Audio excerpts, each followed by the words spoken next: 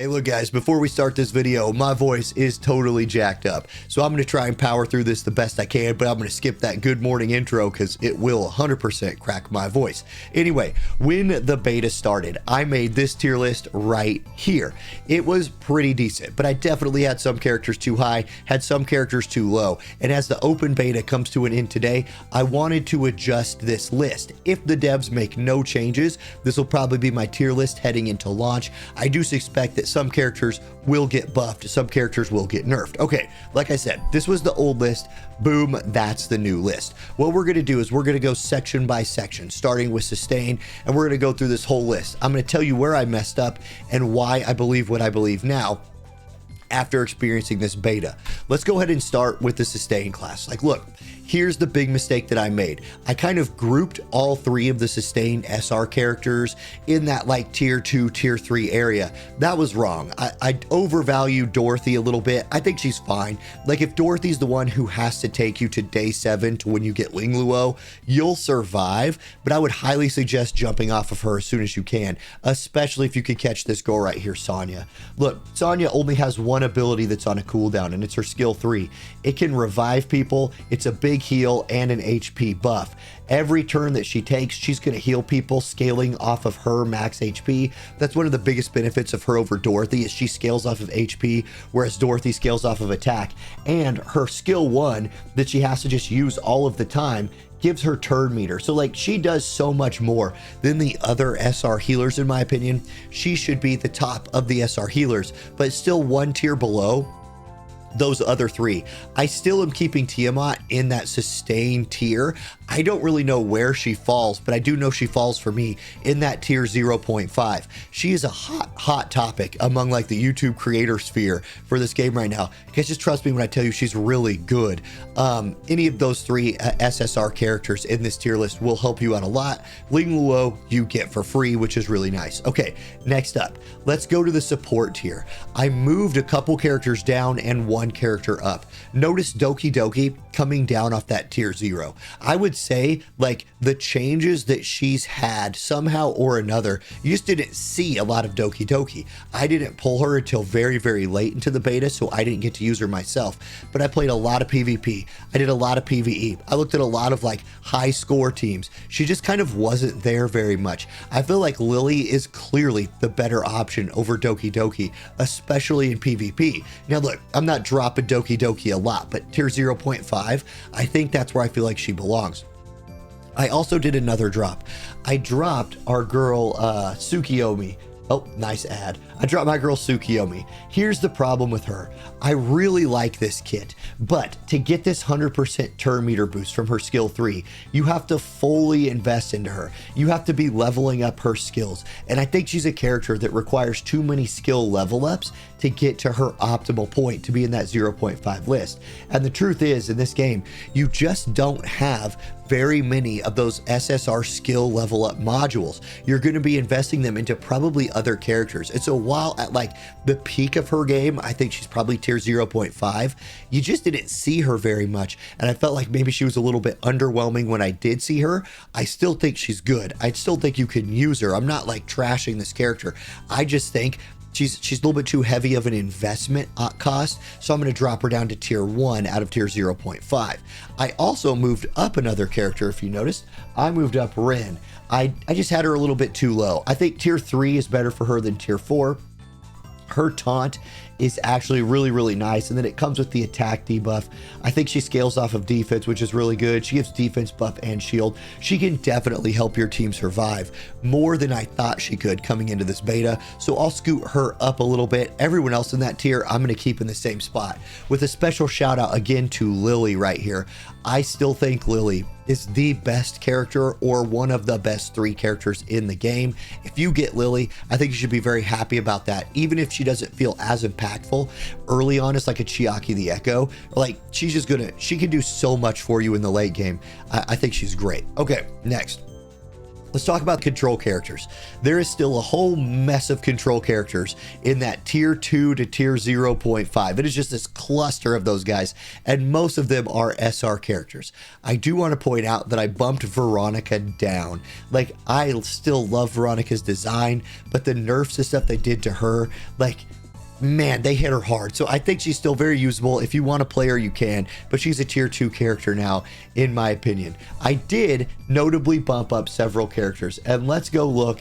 I think we got to start with the obvious one, which is Marvel. Look, this is Captain Marvel's SR world, and we all just living in it. Like, I think he is the best SR character coming out of the open beta, even passing Chiaki the Echo.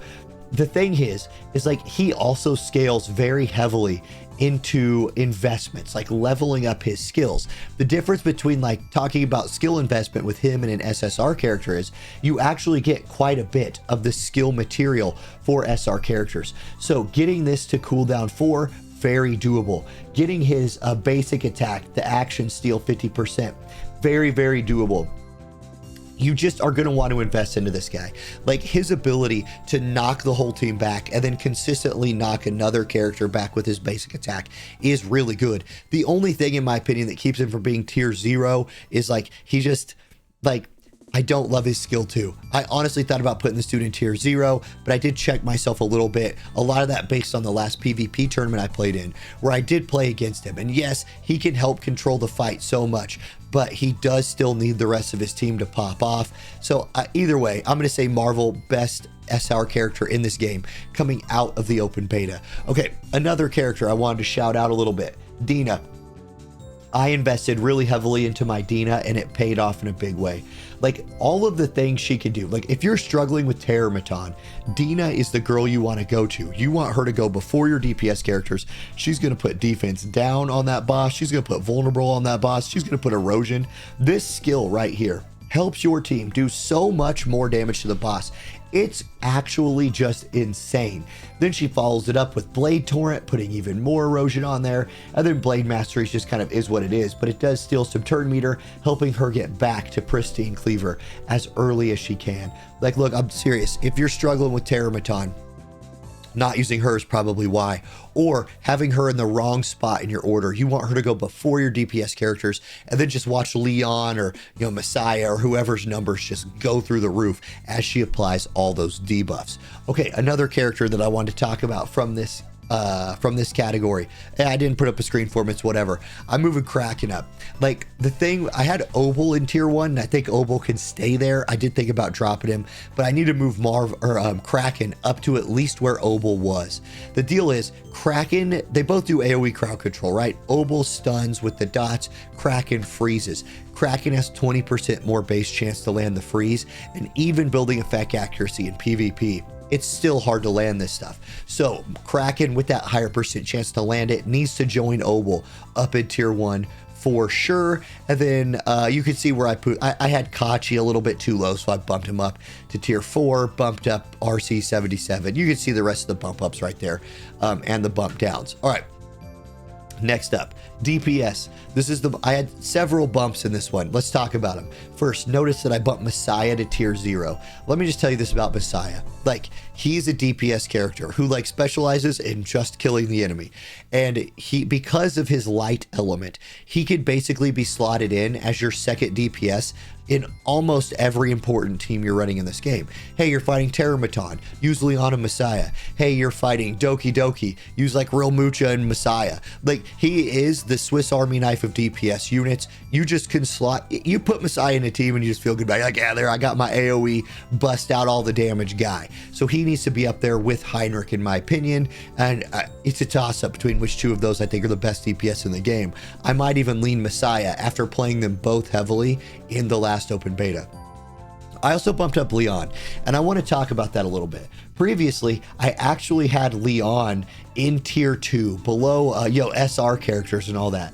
Look, I underestimated how great the turn meter steal is. And Leon's a character that the game encourages you to invest into, and I think you probably just should.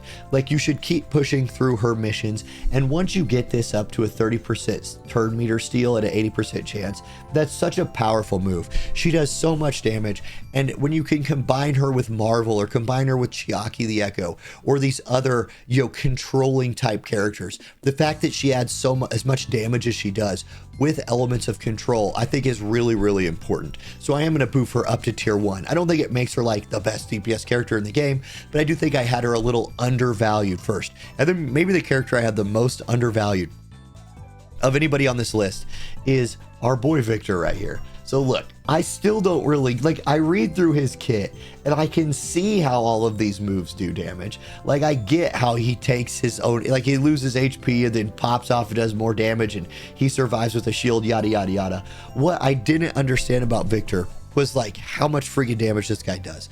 If you played in the beta and you were looking at like fastest clear boss clearing teams, that guy was in most of them. Like, he's just up, like, he does so much damage, and I had him at like tier 4, so I'm bumping him up to tier 2 if you want to build a DPS character to especially help you push through like those shell boss fights extra quick, because in a lot of those fights you're really rewarded for like, can you just burn the boss down really fast? He can help you do that. So there's your guy Victor. I'm gonna bump him up 2 spots. Sorry about my voice during this whole video. I managed to get through it though. Here is my tier list. This is the whole list without any of the shading or anything like that. I do anticipate the developers making some adjustments to the game. I think Marvel will probably get nerfed a little bit. I think you'll probably see some buffs to some of the SSR characters, particularly like Veronica or like Selene. I think Selene has a ton of potential for a fight like Doki Doki, but because she doesn't bring enough DPS or something, or doesn't provide enough survivability, I expect to see her getting a little bit of love. Either way, the devs have said that they will release like a short list of adjustments, I think, before we get to live. I'll adjust this list based on what I think those short adjustments do. If they don't really adjust anything, boom, there's my list. Okay, thank you guys for putting up with my voice this whole time. I hope y'all have a great rest of your day, and I'll catch you in the next video. Peace.